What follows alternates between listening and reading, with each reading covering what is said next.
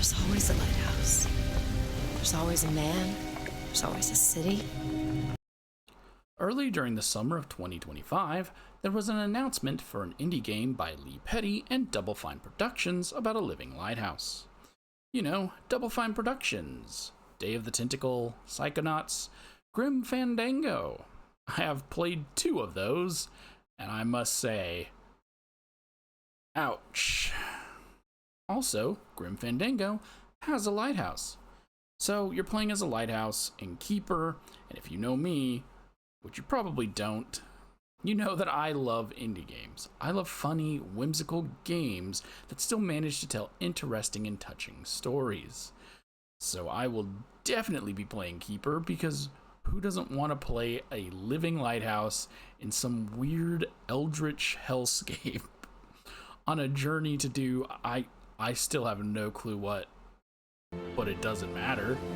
Besides, ever since 2015, I can't even see a lighthouse without saying, There's always a lighthouse. So here are 5 times where there has always been a lighthouse while I was playing a video game.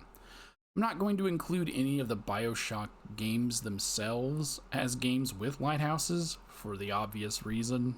Also, be aware that there will be spoilers for the following games. Not spoilers that they have a lighthouse. I mean, I guess that is a spoiler if you didn't want to know whether or not the game had a lighthouse. But spoilers because the lighthouses themselves kind of tie into quests. One last thing before I get started, I feel like this needs to be said. I'm not sponsored by Keeper. That should be obvious. I'm just some random dude on the internet. Okay, real talk. Just some behind the scenes.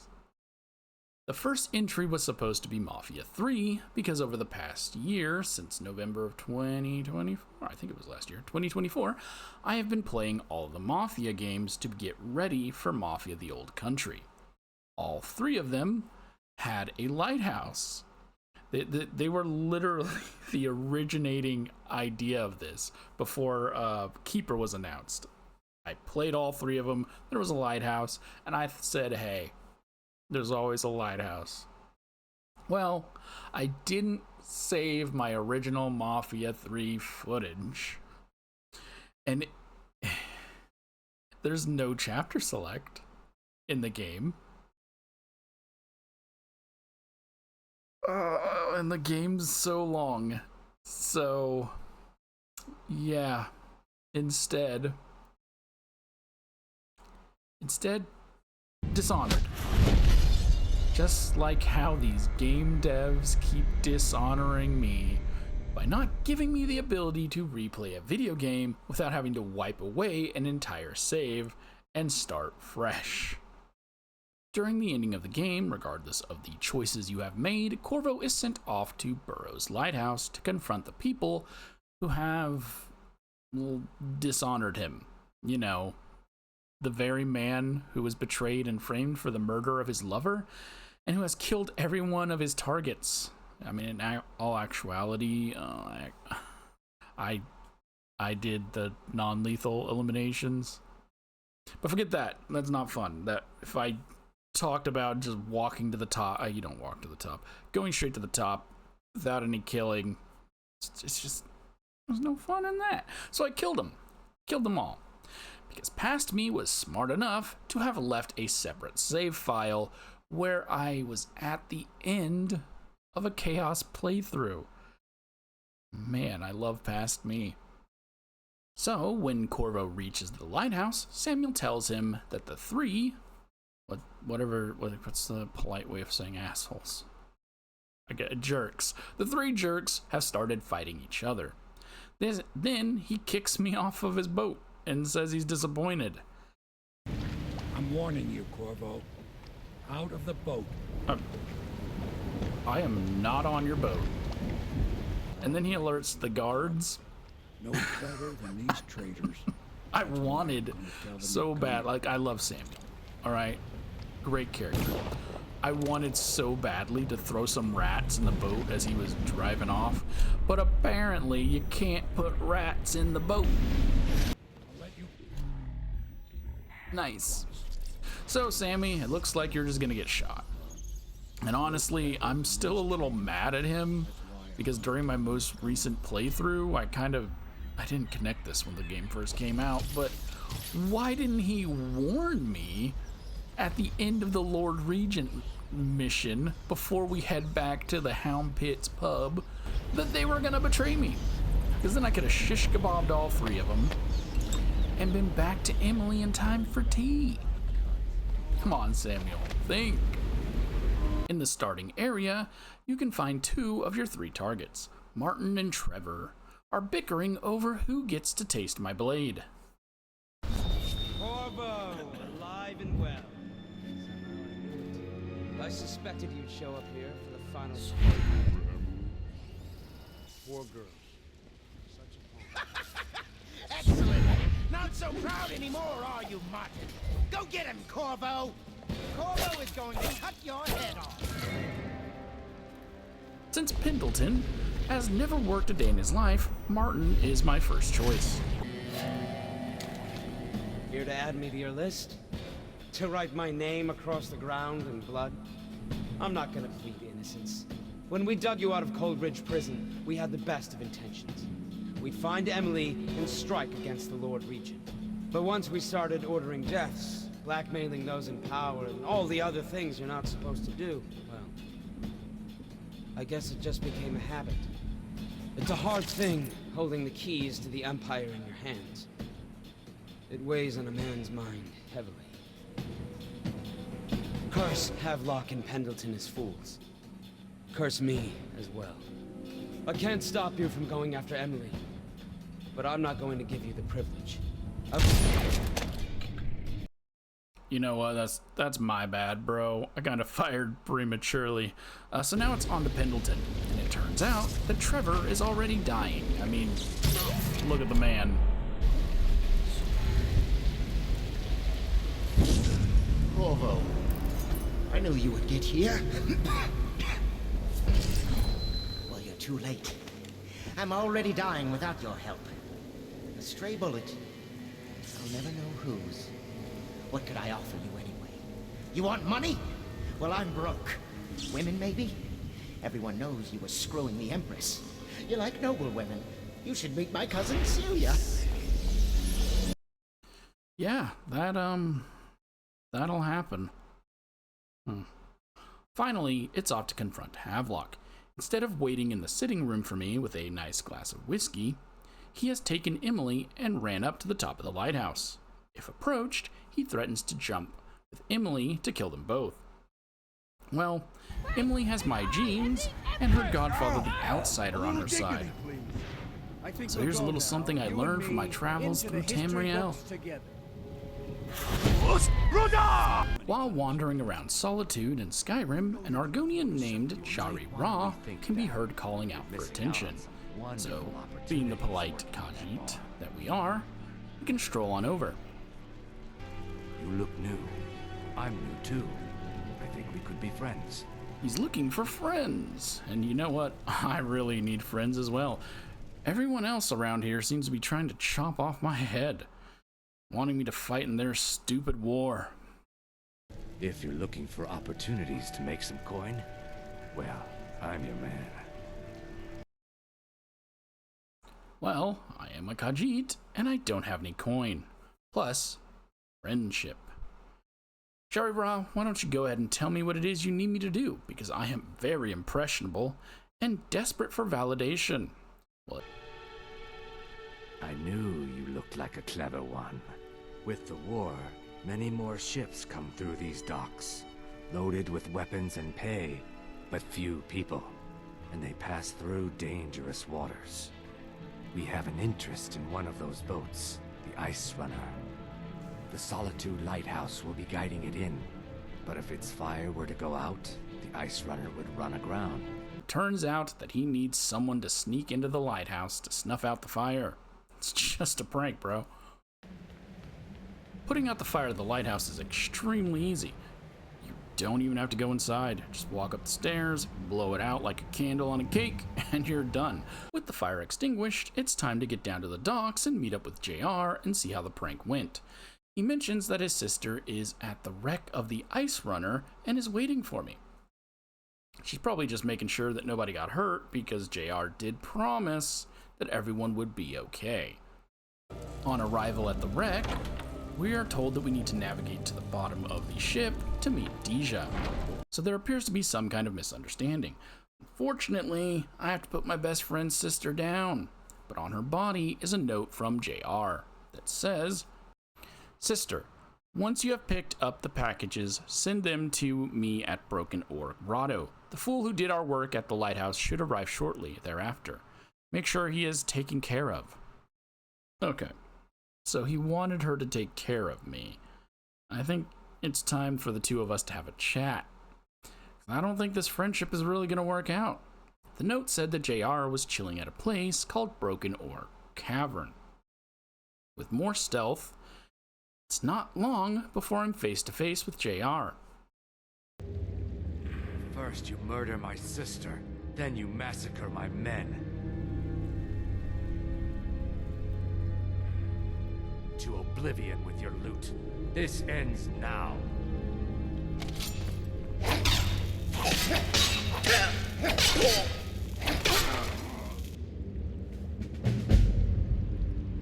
In Vesperia, when you reach Capua Torum, hopefully I'm pronouncing that right, you can find a lighthouse. While exploring its insides, the residents talk of someone named Aifried. Except they don't, because this is the definitive edition. In the original one for Xbox, they did mention Aifried, because Aifried and Patty weren't part of the original US release, not Xbox release, specifically the US release. Instead, all that they do is the husband makes a reference to the Aifried subplot side quest from Symphonia. But worry not, this is not the same Aifried from the other Tales of games. Shortly after reaching Story Arc 2, we get a ship.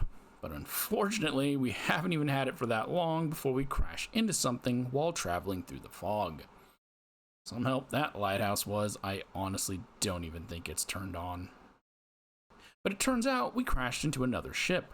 Well, unlike JR and Deja, I'm going to go ahead and climb aboard and make sure that no one was hurt. The deck appears to be littered with monsters. Who would have thought? I've never been on a cruise before, but I would rate this one an 8 out of 10. You know, much more fighting of creatures than was advertised. So Team Yuri makes their way through the ship until a gate descends, trapping them inside. This is where the little girl, whom we have been encountering throughout the entire game and rescuing, has finally decided to join our party. Her name is Patty. She's a 14-year-old pirate captain. Except that she does not have a crew or a ship. Well, she does now. So it's now Team Patty's turn to explore the ship until they meet up with Yuri and everyone enters the captain's quarters. There, they can grab a box. While looking in the mirror, Carol notices something. It's a skeleton pirate thing with a very thick neck, I gotta say. So we just gotta give him a couple of whacks on the nose, and then everything will be back to normal. Except Patty seems to be a little distracted. Near the end of Arc 2, we discover that Patty's grandfather is Aifried and the leader of the Pirates Guild, Siren Fang. It's a little inconsistent with what the people who were running the lighthouse would have told you. But what do I know? It's now time for Story Arc 3. While in Capua Nor, Patty heads out to the docks and signals for the ghost ship to pull up. It turns out Captain Skelly is down for round 2.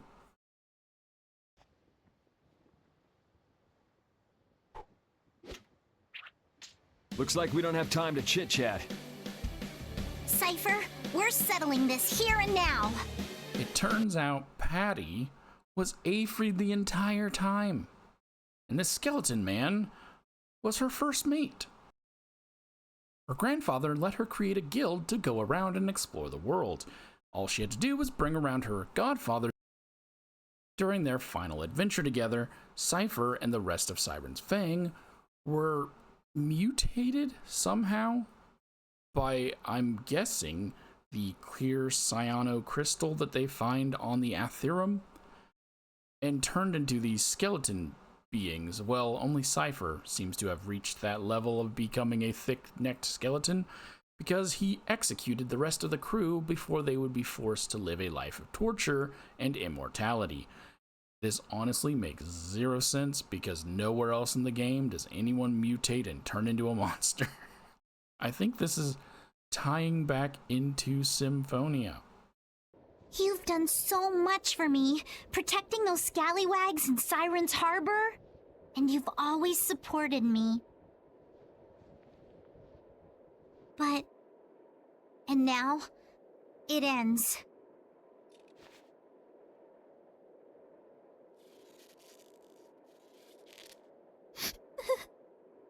Patty. Cypher, you're the only one I am sorry to make you suffer so, Aifried. I'm far from the only one who suffered. You've been through so much worse, Cypher. You're my friend, so I'll shoulder your pain too. And to free you from your misery, I will kill you. Those people... they are the ones helping you through this. Good. Even without your memories, you are not alone. You are not in pain. That was all I was worried about. You've made some wonderful friends, Aifried. Here, take this.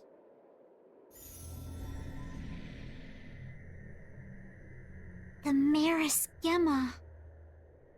Now I can die in peace. Go on. Do it.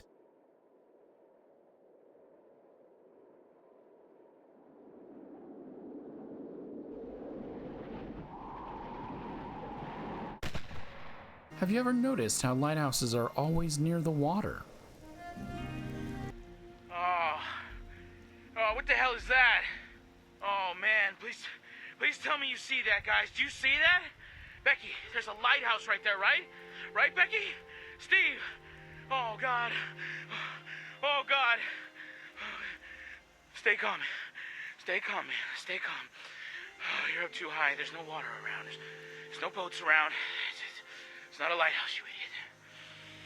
They don't build lighthouses on mountains. Well, that was a odd lead-in, considering that I'm not showing you the lighthouse from Fallout 76, and am instead showing you the lighthouse from Fallout 4. One of them. Maybe in a part 2 when Bioshock 4 finally gets an announced release date, because there are so many lighthouses. So many lighthouses. Anyways, in Far Harbor, the sole survivor can stumble across a woman named Cassie Dalton on the docks. She claims that her family and the island have been going to war for as long as she can remember.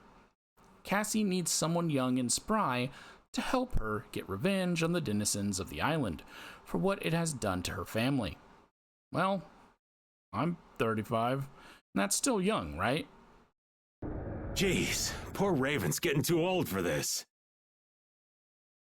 The first objective for our Aunt Cassie is to travel to the National Park campground and kill all of the feral ghouls. Her cousin Petey had apparently worked around the area, and the island put a hit out on him. Now, on to the first chapter in our tale of vengeance. That would be the sad story of freckle-faced Petey. Petey was my cousin. He was a good lad, never caused trouble. He thought all those freckles brought him luck, but, well, not so much. He was out foraging at the National Park campground when the island sicked some feral ghouls on him. Island's a sneaky bastard when it wants to be. And sent in the corpse crew. It's easy enough. I mean, they're ghouls. Couple of shots, couple of smacks. They go down quick. Next, she'll send us to the north, to the farm of her grandfather George. I've been thinking about what's next, and then it came to me. We all love our grandparents, don't we? Kind, gentle, doting, love to spoil you. You'd never want something awful to happen to them. Nobody would. That's why it broke my heart when I lost Grandpa George. Fog crawlers were sent to ransack the place, and they need to be dealt with, so that the land can be seized once again by the Dalton family. And I must say, I really like the design of the fog crawlers. I mean, Far Harbor was already one of the greatest DLCs of any Fallout game.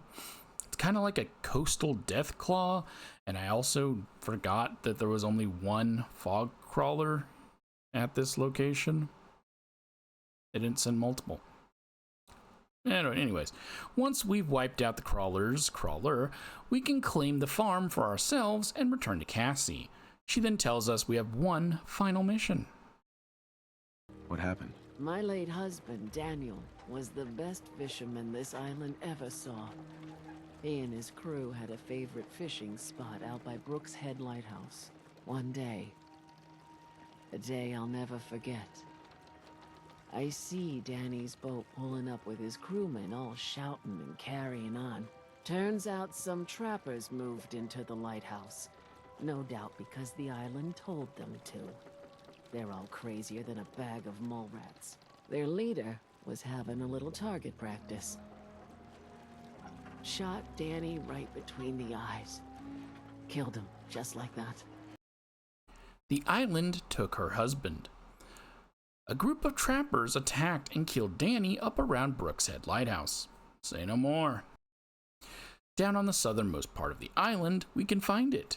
The area around the lighthouse is full of trappers, but it is possible to sneak in if you go through the ocean. But they're not getting off that easily. Oh.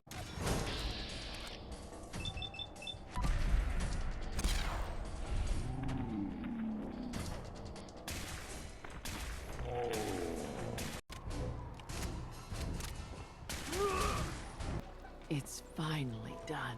All those lives that were lost. All those debts finally repaid.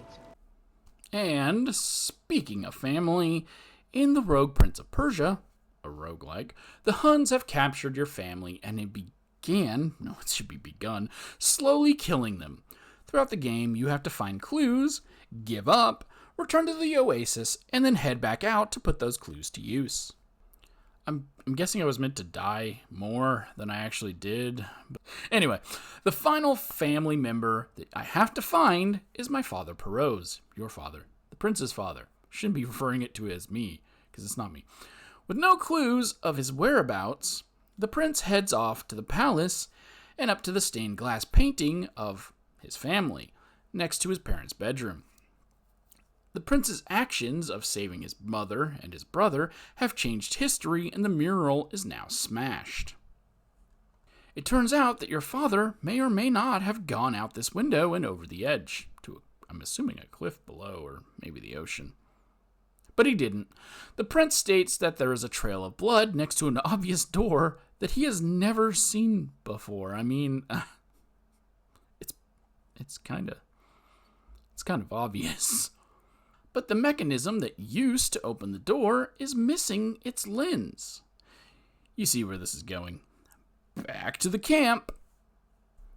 We then find out that our father was talking to the old lighthouse keeper about constructing a special lock to a secret room in the palace. Unfortunately, the ocean is full of tentacles, and we can't get there to talk to him.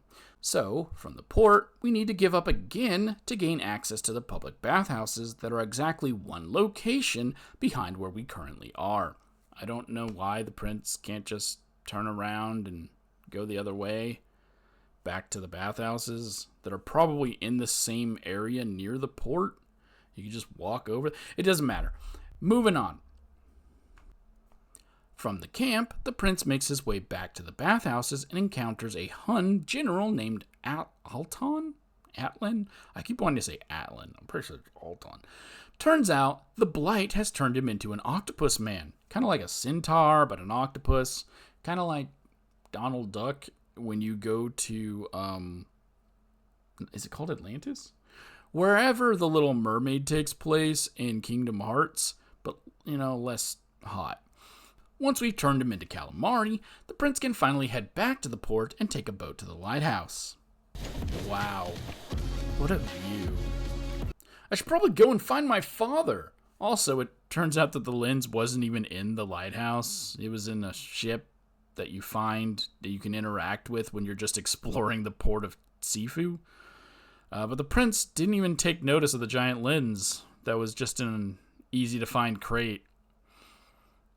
Probably could have saved my father if he was a bit smarter. But those were 5 times where Elizabeth was right, and there was always a lighthouse.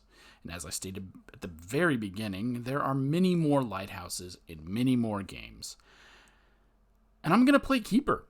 And I really hope that more people do play it. I need to state this again, just to be safe. I'm not sponsored by the game. They're not paying me.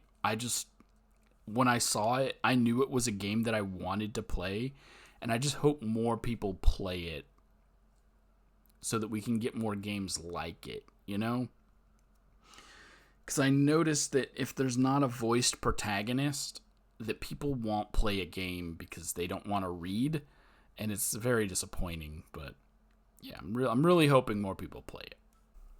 And I'm just gonna tack this on to the end. I don't like reading from scripts, but I love to write, so I wrote this script, and so I had to read off of it, and to do so,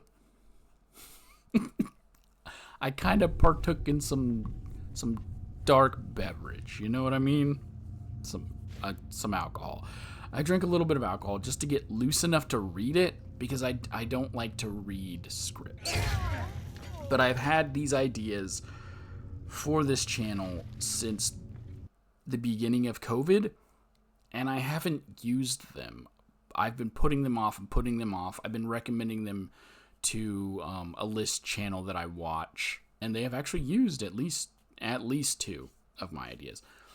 But I don't like to bother people, even though they have used 2 of my ideas. It always feels weird when I post in their Discord or post on their videos ideas that I have. So I just decided to just do them myself. But I don't like. I'm a super introvert. I don't like talking. I don't like talking to nobody. Like, I'm talking to nothing. I'm talking to a microphone, and I don't like doing that. I would much rather have people. But since I don't, it's always awkward to talk to nothingness. And so I drank a little bit of... No, it was rum. I was going to say whiskey. I drank a little bit of rum.